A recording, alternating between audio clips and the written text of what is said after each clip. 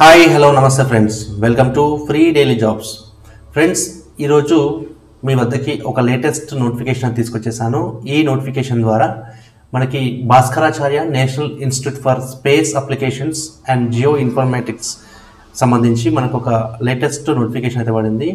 ఈ యొక్క నోటిఫికేషన్ ద్వారా మనకి యంగ్ ప్రొఫెషనల్స్కి మనకి ఈ ఉద్యోగ అవకాశం అయితే కల్పిస్తారు. ఈ యొక్క ఉద్యోగానికి సంబంధించి మనకు 17th అక్టోబర్ వరకు అయితే లాస్ట్ డేట్ ఉంది. సో ఎవరైతే యంగ్ ప్రొఫెషనల్ స్పేస్ అప్లికేషన్లో జాయిన్ అవుదాం అనుకుంటున్నారో వారు ఈ యొక్క ఉద్యోగానికి అయితే అప్లై చేసుకోవచ్చు.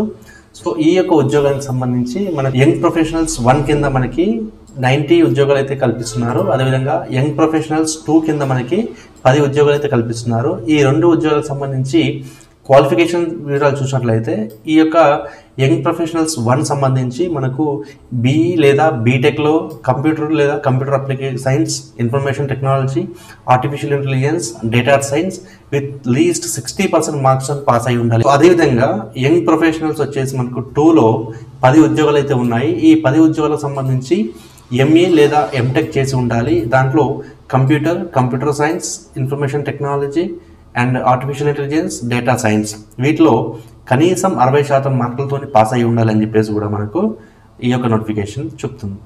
సో ఈ యొక్క 2 ఉద్యోగాలకు సంబంధించి మనకు ఖచ్చితంగా బీఈ బీటెక్లో మనకి కంప్యూటర్ అప్లికేషన్స్ అయితే ఏవైతే డిఫరెంట్ కేటగిరీస్ ఉన్నాయో వాటిలో మనము మన యొక్క బీఈ బీటెక్ కానీ లేదంటే ఎంఈ ఎంటెక్ కానీ కంప్లీట్ చేసి ఉండాలి. ఈ యొక్క అప్రెంటిస్ సంబంధించి పీరియడ్ వచ్చేసి మనకు ఖచ్చితంగా మనకు 1 year మాత్రమే ఉంటుంది. ఈ 1 year తర్వాత మనకు దాదాపు 4 సంవత్సరాల వరకు అయితే ఎక్స్టెండ్ చేస్తామని చెప్తున్నారు. ఒకసారి ఒక్కొక్క ఇయర్ అంటే స్టెప్ బై స్టెప్ ఒక్కొక్క సంవత్సరాన్ని ఎక్స్టెండ్ చేసుకుంటూ వెళ్తారు. మన పర్ఫార్మెన్స్ ఏదైతే ఉంటుందో ఆ పర్ఫార్మెన్స్ని బట్టి ఈ యొక్క ఇయర్స్ అనేవి మనకు ఎక్స్టెండ్ అవుతుంది. సో ఈ యొక్క ఎంగేజ్మెంట్ వచ్చేసి పూర్తిగా కాంట్రాక్ట్ బేస్లో ఉంటుంది. కాంట్రాక్ట్ బేస్ మనకు మునిగియగానే మళ్ళీ ఒక 1 year మనకు ఎక్స్టెండ్ చేస్తూ వెళ్తారు. ఈ యొక్క ఉద్యోగానికి మనకు ఏజ్ లిమిట్ చూసినట్లయితే మనకు మినిమం ఏజ్ వచ్చేసి మనకు 22 సంవత్సరాలు చెప్తున్నారు. మ్యాక్సిమం ఏజ్ వచ్చేసి మనకు 26 years చెప్తున్నారు. సో ఎప్పుడైతే మనకు లాస్ట్ డేట్ ఆఫ్ సబ్మిషన్ ఉంటుందో అప్పటి వరకు మాత్రమే ఈ యొక్క ఏజ్ అనేది వర్తిస్తుంది అని చెప్పేసి ఇక్కడ మనం చూస్తున్నాం. సో మనకి కన్సల్టేటెడ్ ఎలిమెంట్స్ వచ్చేసి మనకి యంగ్ ప్రొఫెషనల్స్కి వచ్చేసి మనకు 30,000 ఫిక్స్డ్ శాలరీ అనమాట. ఇంకా ఎలాంటి ఎలవెన్స్ ఉండవు.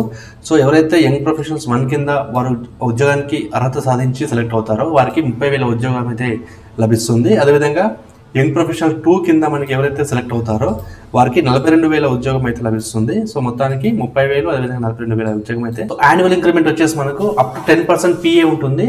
సో ఎవరైతే సాటిస్ఫాక్టరీ పర్ఫార్మెన్స్ ఉంటుందో వారికి మాత్రమే 10% పిఏ కింద మనకు పేమెంట్ చేస్తామని చెప్పేసి కూడా మనకి చెప్తున్నారు. సో ట్యాక్స్ డిడక్ట్స్ వచ్చేసి మనకి ఇక్కడ ఏదైతే మనకు ఇన్కమ్ ట్యాక్స్ సంబంధించి మంత్లీ ఎలిమెంట్స్ ఉంటాయో వాటి ప్రకారంగానే కట్ అవుతాయి. అదేవిధంగా అటెండెన్స్ అండ్ వర్కింగ్ అవర్స్ వచ్చేసి మనం చూసినట్లయితే ఖచ్చితంగా ఎవరైతే అభ్యర్థి ఉన్నారో వారికి టైం ప్రకారం మాత్రమే వర్క్ ఉంటుంది. సో ఖచ్చితంగా 8 days వితౌట్ వ్యాలిడ్ రీజన్స్ లేకుండా ఉంటే ఆ యొక్క ఉద్యోగానికి టర్మినేషన్ ఉంటుందని చెప్పేసి కూడా మనకి ఇక్కడ నోటిఫికేషన్లో ఉంది. సో ఖచ్చితంగా ఆఫీస్ అవర్స్ అనేది మెయింటైన్ చేయాలి.